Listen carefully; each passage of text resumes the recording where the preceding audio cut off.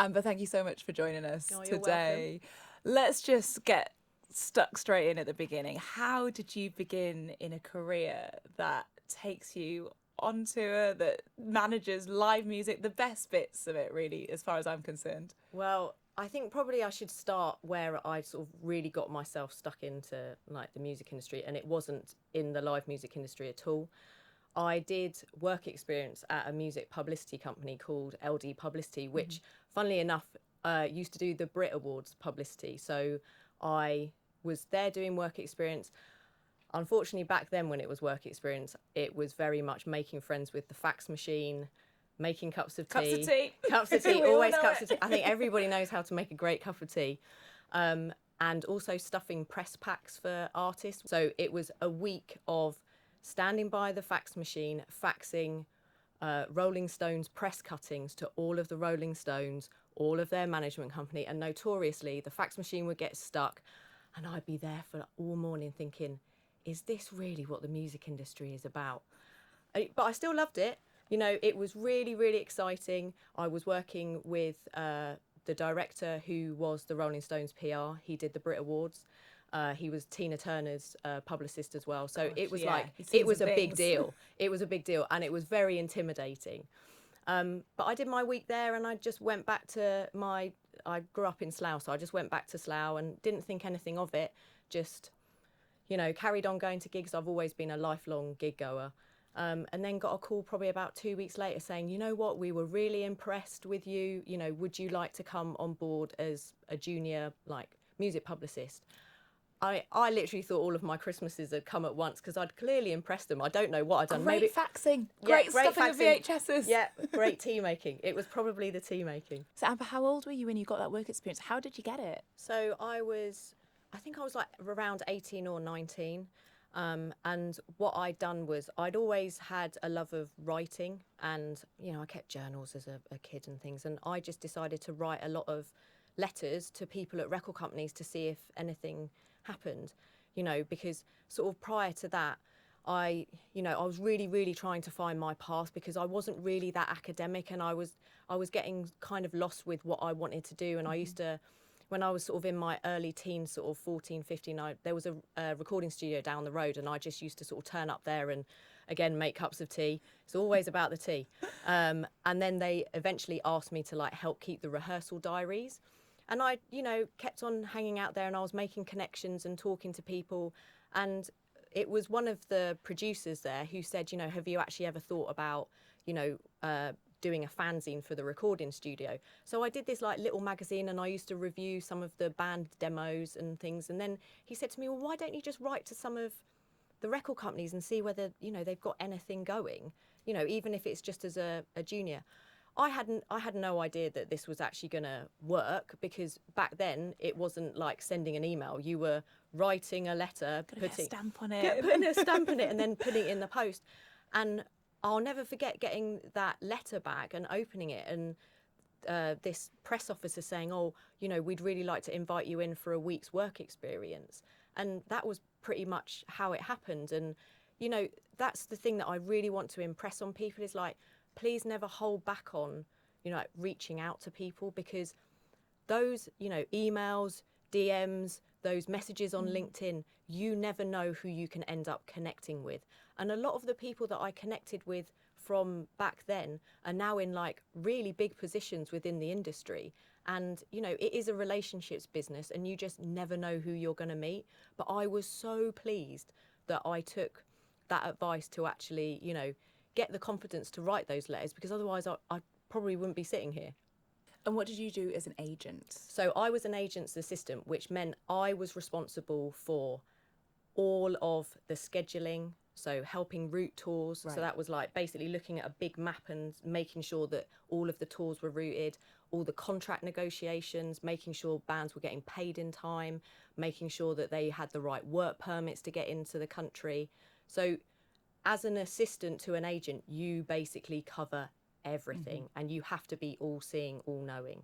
And there's a lot of like marketing involved, so it's approval of artwork, it's negotiating with promoters, with managers, with record labels. So you have a really broad view of the whole industry from an agent's perspective. Yeah, I'm always really fascinated. My husband's an artist, and his agent, as well as his tour manager, I'm in awe of the moving parts that they've Yeah. got to work with, because Yeah. it's so many people. It's not just the artist, it's the crew, it's Yeah. all the people around them as Yeah. well. All have to be Yeah. moved to where they need to be. Yeah, exactly. And so I was there for a really long time, and I worked with some great artists, Biffy Clyro, who Oh, brilliant. like the nicest band Mon in the the Biff. world, absolutely Mon the Biff, and a band called Editors. Yeah. And just before the pandemic hit, I got approached by an agent who worked for a company called CAA, which is one of the biggest sort of global talent and sports agency. And he was like, you know what, Amber, I want you to come and work for me. And I went, no, thank you very much.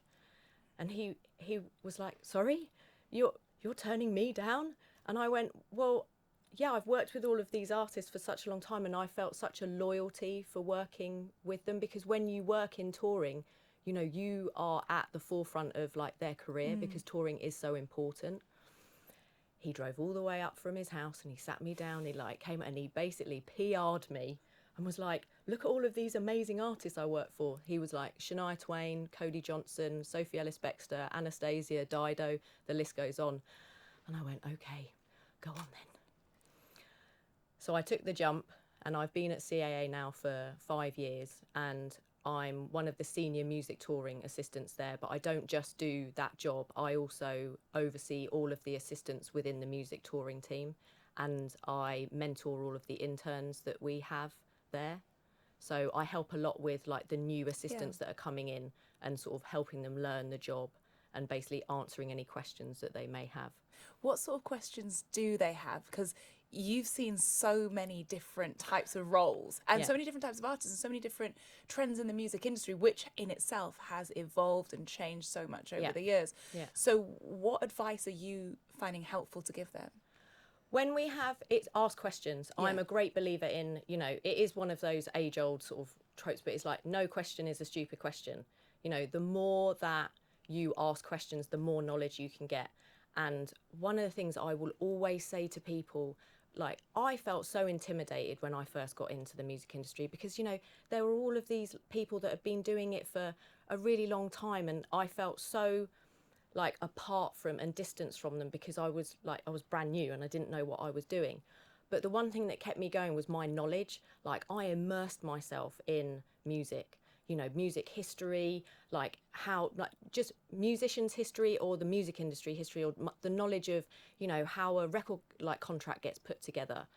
And I will always say to like the interns that we have, or even just sort of the younger assistants, just go out there and just be a sponge and just gain as much knowledge as you possibly can, whether it be through, you know, like reading books. If books isn't your thing, then go and watch some of the great music documentaries that are out there. There's some great ones at the moment yeah, as well. there are some absolutely great ones.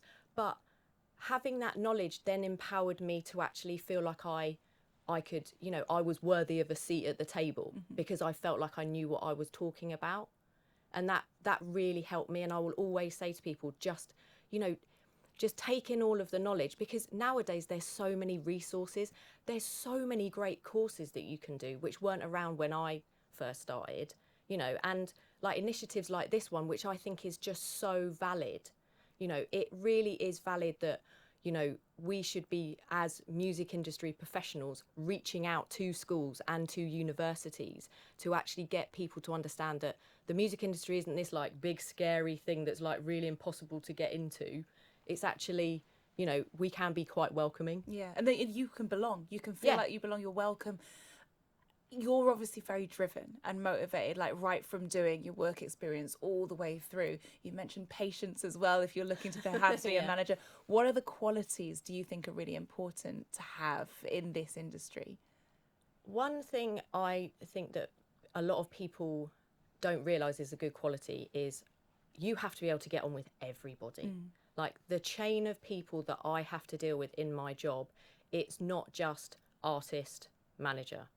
There are promoters, promoters' assistants, the venue staff, the tour managers, the crew members, the people that are on the ground. And it's a real skill to have that ability to actually be able to get on and get the best out of those people. And I think that's something that people overlook. And what does a typical day look like? For me personally, being able to be with the band all the way through and actually get to stand on the side of the pyramid stage and watch them play and just look out of all of this sea of people singing, you know, even when I think about it, I get quite emotional about it, because it was so deserved and it was so much hard work.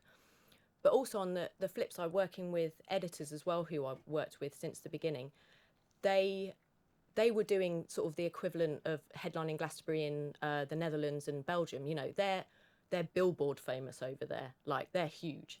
And getting to see a UK band break through in different countries, and also being able to experience how music fans are in different countries and seeing them get to the top of the tree over there, that was great.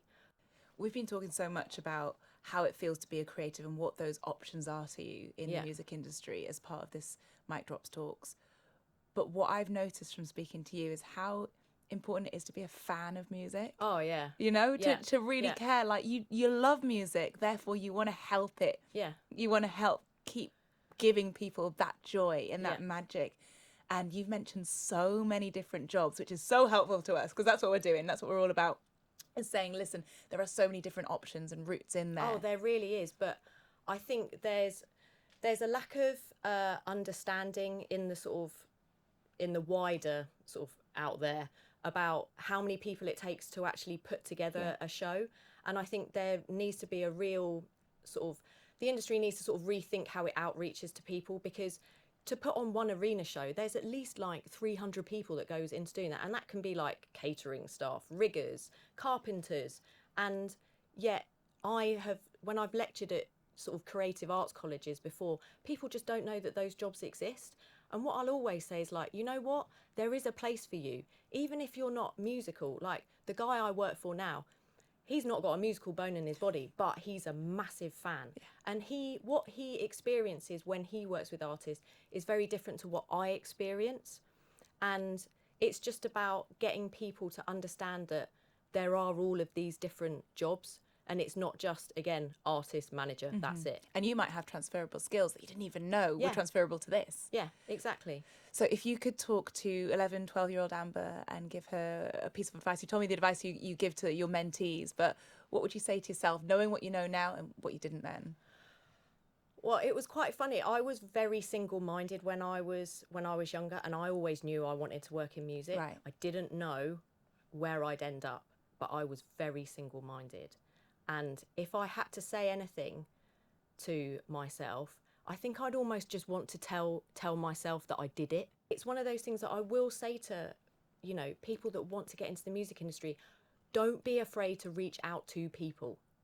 Like, there are so many ways that you can reach out that I didn't have access to. You know, I look at people like Jonathan and Eleanor, and I wish I'd had access to people like that who could really give me some advice. And now you do. I don't think there's anything wrong with, you know, sending someone a message on DM, on LinkedIn, or sending them a DM if it's, you know, a professional request and you're trying to get information about the company they work for. I think they appreciate it. Yeah, and I certainly do. You know, I have no qualms because I was that person once. Yeah.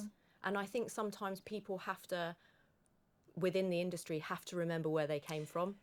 Like, I will always remember being that, like, really frightened, intimidated, like, young person. Honestly, thank you so much for sharing your experience, your insight, your wisdom, and your passion above all, your drive and motivation, because I think it's very inspiring for everyone watching right now. And I think as well, knowing that whether it be carpentry, whether it be crewing, whether it be touring, agent, whatever role, that fan inside you is going to be what drives you to success. So yeah, I really think a lot of people will be really, really helped by everything you've said today. Oh, well, thank you very much. I hope that, you know, something in some of the words that I've said goes some way to, even if it just helps one person, you know what, my job is done. Well, like you said, you remember the people who paved the way for you, and then Yeah. we will hopefully pave the way for the next generation, which is you. So if you're watching now feeling inspired, I really hope you are. Mastercard is on a mission through its Mic Drop Talks to really help you find a career in the music industry, because there is space for you, just like Amber said. And I wish you the best of luck. I'll see you next time.